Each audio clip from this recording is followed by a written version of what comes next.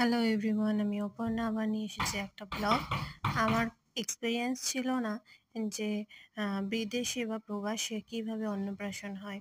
এখানে ভারত সেবাশ্রম সংঘ বা কিছু কিছু মন্দির থাকে যেগুলোতে গিয়ে সবাই অন্নপ্রাশন, বিয়ের কাজ নানা রকম কিছু করে। তো এটা আমাদের ডেইজি ওর অন্নপ্রাশন হয়েছিল। তো অন্নপ্রাশনটা হয়েছিল ভারত সেবাশ্রম সংঘে, আর খুব সুন্দরভাবেই হয়েছিল। প্রথমে তো চুপচাপ কি সুন্দর সেজেছে দেখুন, পরীর মতো। তো ওরা আমাকেও নিয়ে গেছিল এই যে আশীর্বাদ করে।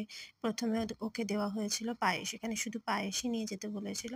তো ওর হয়তো পায়েসটা খেতে ভালো লাগেনি, ও ঝাল টাল খেতেই ভালোবাসবে। একটু একটু খেয়েছে, বাট ওর দেখলাম ঝালের দিকেই মনটা বেশি। বাট ঠাকুরমশাই যেহেতু পায়েসই নিয়ে যেতে বলেছিল, তাই অন্য কিছু আর নিয়ে যাওয়া হয়নি। আর এই দেখুন, অন্নপ্রাশনের নিয়ম অনুসারে সবকিছু সাজিয়ে দেওয়া হয়েছিল। ও কোনটা ধরবে? ও কিন্তু পুরো থালাটাই ধরেছিল, টাকা, বই, পেন সবকিছু, মানে ও সবই করবে। যাকে ব্লগটা এখানেই শেষ করলাম।